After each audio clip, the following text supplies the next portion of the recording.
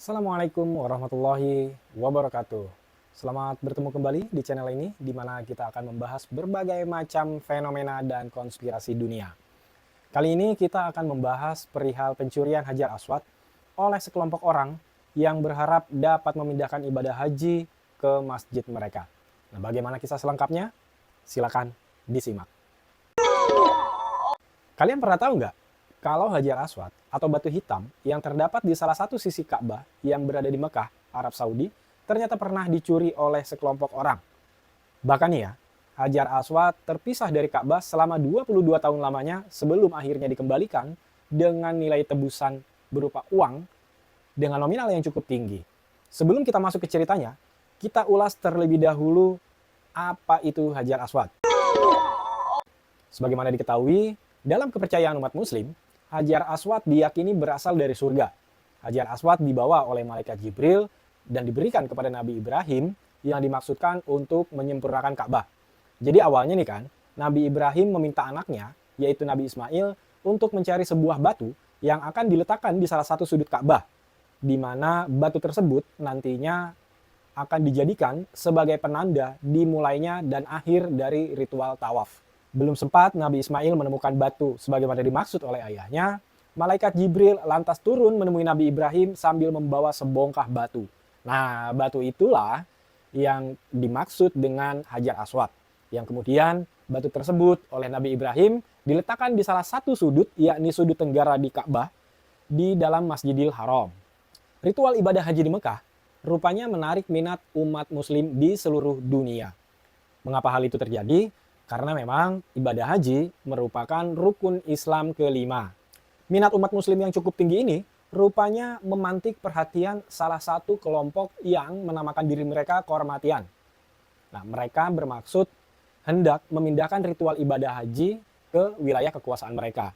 Tentu latar belakangnya adalah perspektif ekonomi, yakni mereka berharap ketika ibadah haji dapat dipindahkan ke wilayah kekuasaan mereka, maka akan banyak cuan mengalir ke kantong kekuasaan mereka. Kita mundur dulu nih ke belakang, tepatnya pada tahun 317 Hijriah atau 930 Masehi, di mana ada sekelompok orang yang mencuri batu hitam tersebut. Pencurian itu diinisiasi oleh kelompok yang menamakan diri Kehormatian yang dipimpin oleh Abu Tahir Al-Karmuti. Mulanya Abu Tahir dan pengikutnya datang dari Bahrain menuju Mekah tepat sebelum waktu pelaksanaan ibadah haji. Namun kehadiran mereka ditolak mentah-mentah untuk masuk ke dalam wilayah Mekah oleh para penduduknya.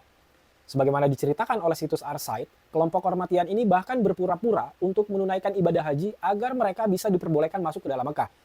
Ya, jadi berbagai macam trik itu coba mereka lakukan agar mereka bisa masuk ke dalam Mekah. Yang mana tujuannya tentu saja melakukan invasi dan melakukan pencurian besar-besaran terhadap situs Mekah. Berdasarkan catatan sejarah, Abu Tahir membawa sekitar 600 penunggang kuda dan 900 pasukan berjalan saat melakukan penyerbuan ke Mekah. Jadi ketika mereka mendapatkan penolakan yang begitu hebat dari penduduk Mekah, maka kemudian Abu Tahir memutuskan untuk melakukan invasi. Mereka membawa penunggang kuda sebanyak 600 orang, lalu kemudian dilengkapi dengan 900 pasukan berjalan. Hingga akhirnya, kelompok Kehormatian ini berhasil menduduki kota Mekah. Saat melakukan pendudukan, kelompok Kehormatian ini melakukan berbagai macam kerusakan terhadap Ka'bah. Salah satunya adalah dengan mencabut Hajar Aswad dari tempatnya secara paksa. Pencurian tersebut dilakukan mereka untuk menjarah barang-barang berharga yang ada di Ka'bah.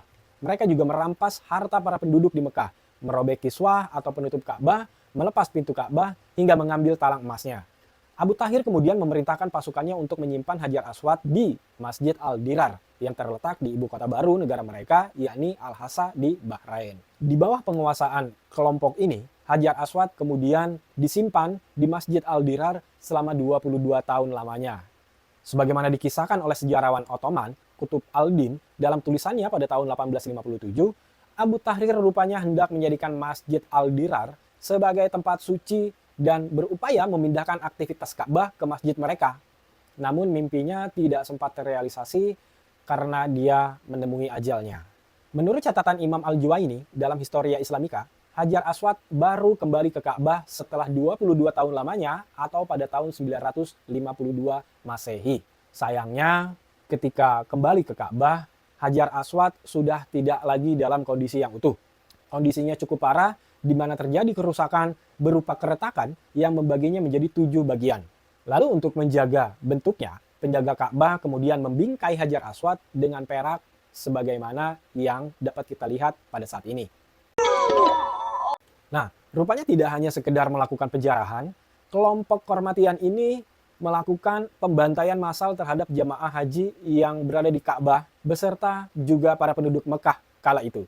Kelompok Kormatian ini sedikitnya membantai sekitar 30.000 jamaah haji yang sedang melakukan tawaf, i'tikaf, sholat, dan berbagai aktivitas lainnya.